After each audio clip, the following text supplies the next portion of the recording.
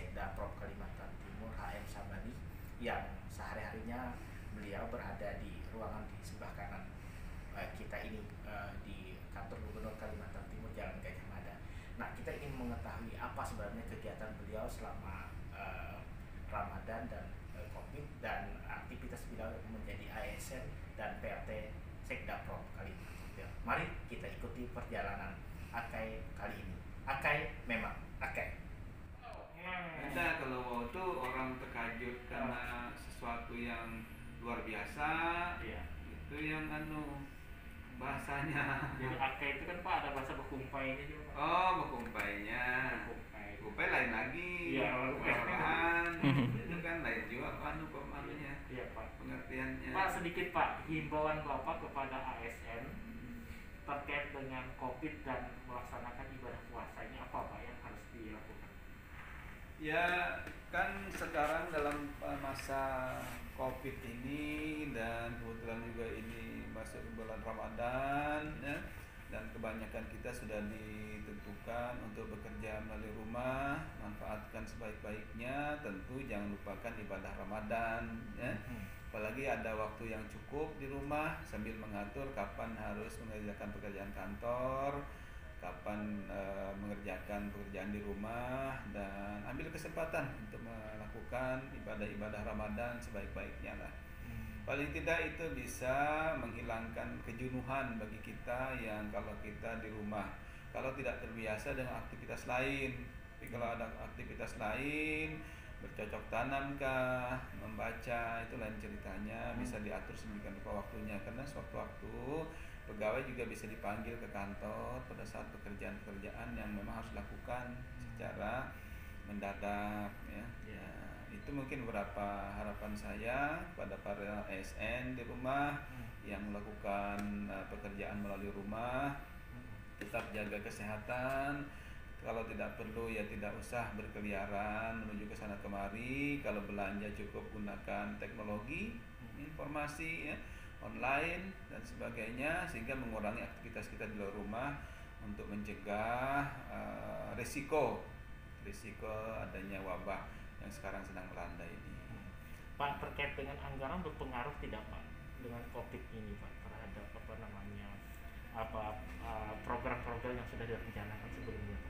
Ya, dengan adanya wabah ini memang ternyata aktivitas ekonomi itu mengalami penurunan ya, yang cukup signifikan ya, di seluruh dunia, dan dampaknya kepada Indonesia dan kemudian juga mengenai Kaltim. Karena bagaimanapun Kaltim ini ekspornya itu ke negara-negara yang sekarang terkena wabah itu cukup besar sebenarnya.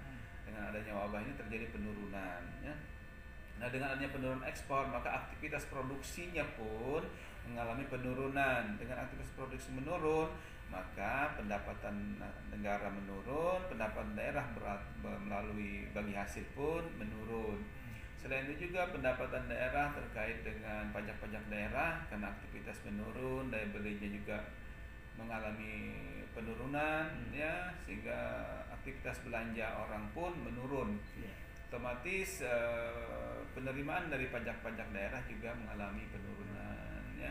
Oleh sebab itulah dengan adanya penurunan pendapatan daerah maupun bagi hasil dari pusat, perlulah dilakukan revisi atau realokasi lagi atau penyesuaian terhadap anggaran pendapatan belanja daerah ya, termasuk otomatis belanjanya juga harus dikurangi.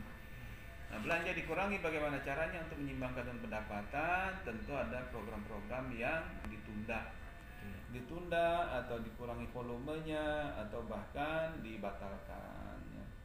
Ini tentu saja berdampak juga ya kepada daerah, karena dengan demikian ada penurunan perputaran uang di daerah ya. Penurunan penyerapan tenaga kerja pada saat pekerjaan konstruksi yang dibiayai pemerintah daerah mengalami penurunan ya. Kemudian belanja-belanja barang dan jasa juga kita lakukan pengurangan, sehingga juga otomatis belanja daerah pun menurun. Ya. Dan di samping itu merembet lagi ke rumah tangga. Hanya penurunan aktivitas ini, maka konsumsi masyarakat pun menurun. apalagi orang lebih diutamakan untuk di rumah ya. Nah, dengan adanya penurunan belanja konsumsi masyarakat, otomatis para pedagang mengalami dampak juga karena kurangnya pembeli. Nah, hingga volume perdagangannya menurun dan ini berentet pula kepada penghasilan mereka yang menurun. Ya. Katanya juga Pemprov Kaltim memberikan bantuan sosial Pak ya, Ya, kepada masyarakat kita di Kaltim.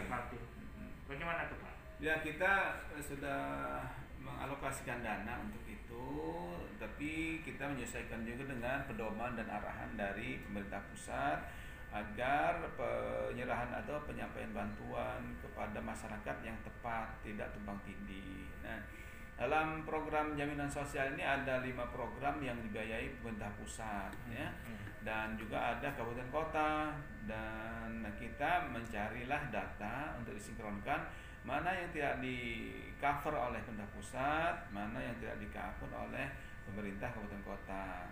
Nah, disitulah kita masuk nanti memberikan bantuan. Sekarang ini sudah sinkronisasi data untuk betul-betul kita tepat sasaran dan tidak menimbulkan masalah di belakang hari. Tapi tentu saja pastilah ada mungkin biasnya ya, 1-2% terkait dengan data, akurasi data, karena jangka waktu pendataannya relatif juga pendek, dan kita juga mengumpul data meminta dari kabupaten kota, dan sangat tergantung dengan data kabupaten kota yang menyerahkan ke kita, karena kita minta data itu dilengkapi dengan NIK supaya tidak pendudukan, supaya tidak tumpang tindih nantinya. Ini sudah berjalan Pak ya? Sudah ada yang beberapa diverifikasi, sudah ada yang clear, sudah yang tidak tumpang tindih. Hanya kita kan masih juga ada data yang belum kita cover, apakah itu misalnya data yang mendapatkan BLT dana desa. Kita perlu juga tahu siapa aja. Kemudian data yang mendaftar di kartu prakerja.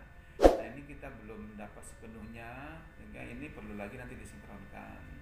Tapi yang sudah kita sinkronkan dengan DTKS atau data terpadu kesehatan sosial, itu sudah ada yang di non DTKS. Walaupun memang arahan KPK itu rujukan utama adalah data terpadu ini, kemudian NIK itu yang harapan yang di dalam surat edaran KPK untuk menjadi referensi utama masyarakat yang mendapat bantuan.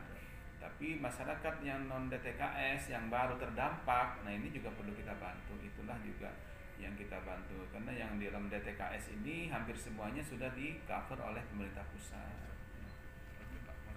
Ya, kira-kira itu. Nah, ini Akai, memang Akai. Sahabat Akai, itulah tadi perbincangan kami bersama Sekretaris Daerah Provinsi Kalimantan Timur PLT, yaitu Bapak HM Sabani.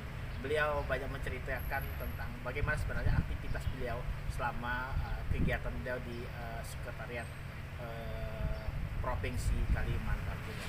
Kita berjumpa lagi dengan segmen-segmen yang lain dengan bersama Pak Sabani atau Bung Sabani.